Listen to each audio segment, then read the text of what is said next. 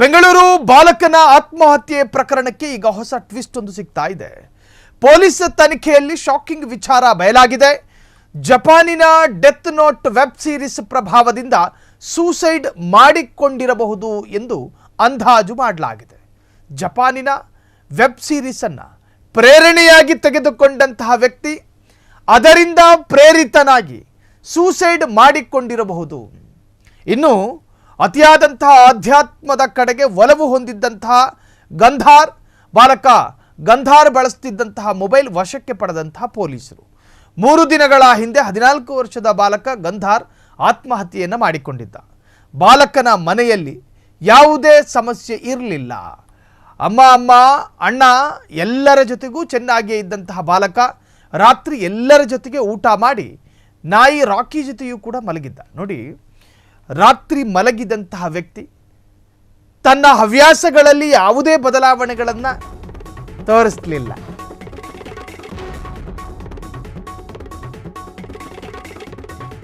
Police ತನಿಖೆಯಲ್ಲಿ ಈ ಒಂದು ಪ್ರಕರಣದ ಶಾಕಿಂಗ್ ವಿಚಾರ ಬಯಲಾಗಿದೆ. ಜಪಾನಿನ ಡೆತ್ ನೋಟ್ ವೆಬ್ ಸೀರೀಸ್ ಪ್ರಭಾವದಿಂದ ಆತ್ಮಹತ್ಯೆ ಮಾಡಿಕೊಂಡಿರಬಹುದು ಎಂಬ ಶಂಕೆ.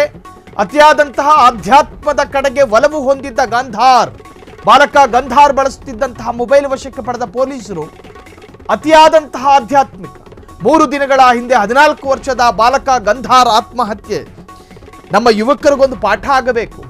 ಅತಿಯಾದಂತಹ ಯಾವುದರಲ್ಲಿಯೂ ಅತಿಯಾದ ನಂಬಿಕೆ ಸಲ್ಲದು. ಅದು ದೇವರ ವಿಶ್ವಾಸದಲ್ಲಾಗಿರಲಿ, ಆಧ್ಯಾತ್ಮಿಕ ಚಿಂತನೆಯಲ್ಲಾಗಿರಲಿ, ನಮ್ಮ ಮಸ್ತಿಷ್ಕ ಮತ್ತು ನಮ್ಮ ಸಾಮರ್ಥ್ಯ ಅದಕ್ಕೂ ಮೀರಿದ ಜ್ಞಾನವನ್ನು ಗಳಿಸೋದು ನಿಜಕ್ಕೂ ಅಸಾಧ್ಯ. ಮನುಷ್ಯನಲ್ಲಿ ಸಾಧ್ಯವಾಗದೇ ಇರೋದು ಯಾವುದೂ ಇಲ್ಲ. ನೋಡಿ, ಈ ಪ್ರಕರಣ ಹೆಂಗೆ ತಿರುವನ್ನು ಪಡ್ಕೊಂತು. ನೇಣಿಗೆ ಶರಣಾಗುವ ಮೊದಲು ಒಂದು ಡೆತ್ ನೋಟ್ ಅನ್ನು ಬರೆದಿಟ್ಟಿದ್ದ.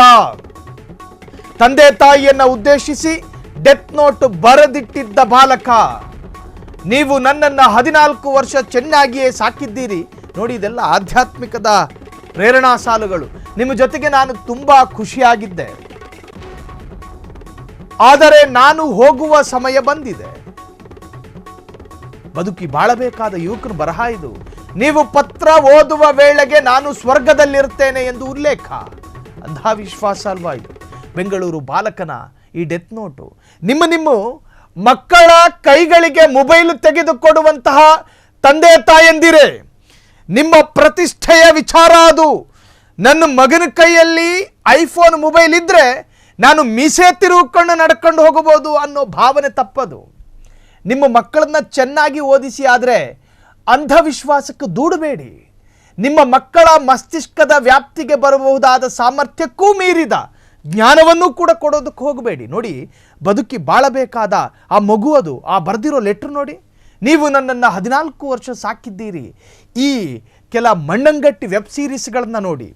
ಪಾಪ ಈ ಮಕ್ಕಳ ಮನಸ್ಸಿಗೆ ಅತಿಯಾದಂತಹ ಪ್ರಭಾವ ಬೀರುತ್ತೆ ಅದು. ನೀವು ಬೆಳಗ್ಗೆ ಎದ್ದೇಳುವ ಮುನ್ನ ನಾನು ಸ್ವರ್ಗದಲ್ಲಿರ್ತೀನಿ ಅಂತ ಹೇಳಿ ಡೆತ್ ನೋಟ್ನಲ್ಲಿ ಬರೀತಾನೆ. ಅತಿಯಾದ ಆಧ್ಯಾತ್ಮಿಕ ವಿಶ್ವಾಸ, ಅತಿಯಾದಂತಹ ಮೂಢನಂಬಿಕೆ, ಅತಿಯಾದಂತಹ ಆತ್ಮವಿಶ್ವಾಸ, ಅತಿಯಾದಂತಹ ಮೊಬೈಲ್ ಬಳಕೆ, ಅತಿಯಾದಂತಹ ಸಾಮಾಜಿಕ ಜಾಲತಾಣ ಬಳಕೆ ನಿಮ್ಮ ಮಕ್ಕಳ ಮನಸ್ಸಿನ ಮೇಲೆ ಪ್ರಭಾವ ಬೀರುತ್ತೆ. ಶಾಲೆಗೆ ಕಳುಹಿಸಿ ಮಕ್ಕಳನ್ನ ಓದಿಸಿ, ಅದೆಲ್ಲವೂ ಸರಿನೇ, ಆದರೆ ಅವರಿಗೆ ತುಂಬಬೇಕಾದಂತಹ ಕೆಲ ಶಿಷ್ಟಾಚಾರಗಳಿದ್ದಾವೆ. ಮನೆಯಲ್ಲೇ ಕಲಿಸಿಕೊಡಬಹುದಾದಂಥ ಕೆಲ ಸಂಸ್ಕಾರಗಳಿದ್ದಾವೆ. ನಿಮ್ಮ ಮಕ್ಕಳು ಯಾರ ಜೊತೆ ಸೇರ್ತಾ ಇದ್ದಾರೆ, ನಿಮ್ಮ ಮಕ್ಕಳ ಒಡನಾಟದಲ್ಲಿ ಯಾರಾದರೂ ಈ ಮಾಟಗಾರರಿದ್ದಾರಾ, ಹಿಂಗೂ ಯೋಚನೆ ಮಾಡಬೇಕು ನೀವು. ಈಗಿನ ಕಾಲಘಟ್ಟದ ಆ ಥರ ಕಾಲಘಟ್ಟ ಇದು. ಮಕ್ಕಳ ಮನಸ್ಸನ್ನು ತಿರುಗಿಸಬಹುದಾದ ಕೆಲ ಶಕ್ತಿಗಳು ನಿಮ್ಮ ಮಕ್ಕಳ ಒಡನಾಟದಲ್ಲಿದ್ದಾರಾ, ಅವರ ಸಂಪರ್ಕ ಜಾಲದಲ್ಲಿ ಯಾರ್ಯಾರು ಸಿಗ್ತಾರೆ, ಅವೇಟ್ರು ಜೂಜಾಡುವಂತಹ ಮಕ್ಕಳ ಒಡನಾಟದಲ್ಲಿದ್ದಾರಾ, ಇವೆಲ್ಲವನ್ನು ಕೂಡ ತಿಳಿದುಕೊಳ್ಳುವ ಜವಾಬ್ದಾರಿ ಹೆತ್ತವರಿಗಿರುತ್ತೆ. ಹೆತ್ತವರಿಗೆ ಖಂಡಿತ ಇರುತ್ತೆ. ಆ ಬಹುದೊಡ್ಡ ಜವಾಬ್ದಾರಿ ಪೋಷಕರ ಹೆಗಲ ಮೇಲಿರುತ್ತೆ. ಇಲ್ಲದಿದ್ದರೆ ಈ ತರಹದ ಪ್ರಮಾದಕ್ಕೆ ನಿಮ್ಮ ಮಕ್ಕಳನ್ನು ದೂಡಬೇಕಾದ ಪರಿಸ್ಥಿತಿ. ನಿಜಕ್ಕೂ ಕೂಡ ಇದು ಕರಳು ಹಿಂಡುವಂಥ ವಿಚಾರ. ನೇಣಿಗೆ ಶರಣಾಗುವ ಮೊದಲು ಒಂದು ಡೆತ್ ನೋಟನ್ನು ಬರೆದಿಟ್ಟಿದ್ದ. ತಂದೆ ತಾಯಿಯನ್ನು ಉದ್ದೇಶಿಸಿ ಡೆತ್ ನೋಟ್ ಬರೆದಿದ್ದಂತಹ ಬಾಲಕ, ನೀವು ನನ್ನನ್ನು 14 ವರ್ಷ ಚೆನ್ನಾಗಿಯೇ ಸಾಕಿದ್ದೀರಿ. ನಿಮ್ಮ ಜೊತೆಗೆ ನಾನು ತುಂಬ ಖುಷಿಯಾಗಿದ್ದೆ, ಆದರೆ ನಾನು ಹೋಗುವ ಸಮಯ ಬಂದಿದೆ. ನೀವು ಪತ್ರ ಓದುವ ವೇಳೆಗೆ ನಾನು ಸ್ವರ್ಗದಲ್ಲಿ ಇರ್ತೀನಿ. ನೋಡಿ, ಹಾಳು ಮೂಳು ವೆಬ್ ಸೀರೀಸ್ಗಳನ್ನ ನೋಡಿ ಅದರಲ್ಲಿ ಪ್ರೇರಣೆ ಪಡ್ಕೊಂಡು ಬದುಕಿ ಬಾಳಬೇಕಾದ ಕಂದಮ್ಮ ಇವತ್ತು ಆತ್ಮಹತ್ಯೆ ಮಾಡಿಕೊಂಡಿದೆ. ಕ್ಷಣ ಕ್ಷಣದ ಸುದ್ದಿಗಳಿಗಾಗಿ ಫ್ರೀಡಂ ಟಿವಿ ಸಬ್ಸ್ಕ್ರೈಬ್ ಮಾಡಿ, ಲೈಕ್ ಮಾಡಿ ಹಾಗೂ ಫಾಲೋ ಮಾಡಿ. ಹೊಸ ಸುದ್ದಿಗಳ ನೋಟಿಫಿಕೇಶನ್ಗಾಗಿ ಬೆಲ್ ಐಕಾನ್ ಮೇಲೆ ಕ್ಲಿಕ್ ಮಾಡಿ.